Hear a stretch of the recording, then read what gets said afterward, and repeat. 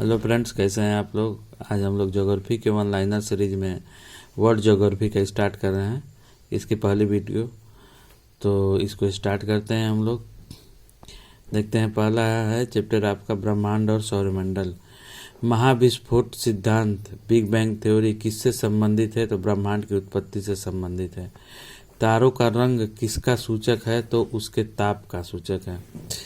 पृथ्वी में के सर्वाधिक निकट का तारा कौन सा है? तो सूर्य है।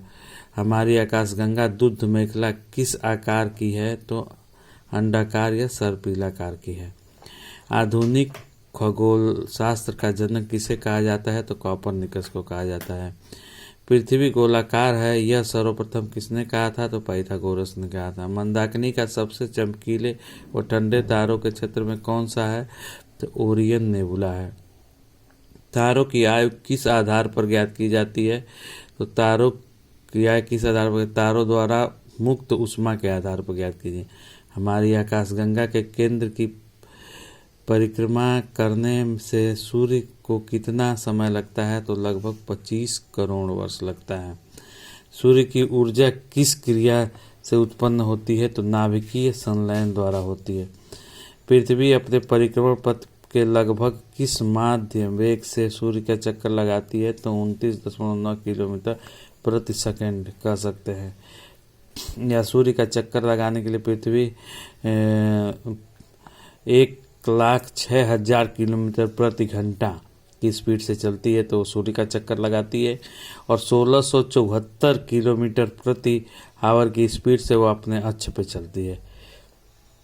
दिन रात किस कारण होता है? तो पृथ्वी के अपने अक्ष पर घूर्णन के कारण होता है। ग्रह क्या है? वे आकाशीय पिंड जो सूर्य की प्रकाश से प्रकाशित होते हैं। पृथ्वी किन ग्रहों के मध्य स्थित शुक्र और मंगल है? शुक्र और मंगल के मध्य स्थित है। आकाश में कितने तारामंडल हैं? 88 हैं। बृहस्पति और शनि कौन सी प्रमुख गैसें पाए जाते हैं? बृहस्पति और शनि पर हाइड्रोजन और हीलियम तथा मीथेन। हीरक वलय का दृश्य कब देखा जा सकता है? तो पूर्ण सूर्य ग्रहण के समय सूर्य की परिधि पर। वे दो ग्रह जिनके कोई उपग्रह नहीं है, बुध व शुक्र हैं। जब दिन और रात अवधि बराबर होती है तो सूर्य की किरणें सीधी पड़ती हैं भूमध्य रेखा पर। हेल बॉप एंड हैली क्या है? तो पुच्छल तारा है। जीवन युक्त होने के कारण पृथ्वी को किस अन्य नाम से जाना जाता है? तो हरित ग्रह के नाम से जाना जाता है। बृहस्पति का वलय किस पदार्थ से निर्मित है? तो सिलिकेट का है। जब एक महीने में 2 पूर्णिमा हो तो दूसरी पूर्णिमा वाले चांद को क्या कहते हैं? तो ब्लू मून कहते हैं। टाइटन किस ग्रह का सबसे बड़ा उपग्रह है? तो शनि का उपग्रह है। अरुण को सूर्य की एक परिक्रमा करने में कितना समय लगता है? तो 84 वर्ष लगता है।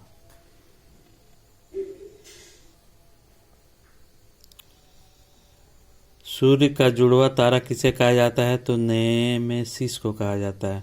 1610 ईस्वी में बृहस्पति के उपग्रहों की खोज किस वैज्ञानिक ने की थी? तो गैलीलियो ने की थी। सबसे बड़ा और चमकीला क्षुद्र ग्रह कौन सा है? तो सेरेस है। सौरमंडल परिवार का दूसरा सबसे बड़ा उपग्रह कौन है? तो टाइटन है। सूर्य के प्रकाश मंडल का तापमान कितना होता है? तो लगभग 6000 डिग्री सेंटीग्रेड होता है। जो सूर्य है उसका तापमान, उसके कोर का जो तापमान होता है वो लगभग 6000 डिग्री सेंटीग्रेड होता है। सूर्य ग्रहण कब होता है? तो केवल पूर्णिमा को होता है। इसी तरह कहा जाता है कि पृथ्वी के अंदर भी जो टेम्परेचर है वो भी नियर अबाउट आपका समझ लीजिए कि 3000 से 6000 डिग्री टेम्परेचर के आसपास का है। शांति का सागर किस उपग्रह में स्थित है? तो चंद्रमा पर है। फोबोस एवं डीमोस किसके उपग्रह हैं? तो मंगल के हैं।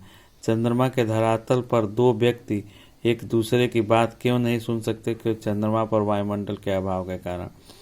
जब अर्ध चंद्र होता है तो सूर्य, पृथ्वी पर तथा चंद्रमा के मध्य का कोण होता है 90 डिग्री का। कृष्ण बीवर अंतरिक्ष में एक पिंड है जो किसी भी प्रकार के विकिरण को बाहर नहीं आने देता। इसका क्या कारण है? उच्च घनत्व। तारों को नष्ट होने के लिए कौन सी आकाशीय परिघटना उत्तरदायी है? तो कृष्ण विवर या कृष्ण छिद्र। कृष्ण छिद्र सिद्धांत को प्रतिपादित किया एस चंद्रशेखर ने।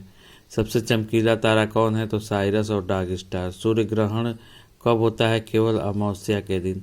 एक निश्चित आकृति की अवस्था और निश्चित आकृति में व्यवस्थित तारों के समूह को कहलाता है नक्षत्र।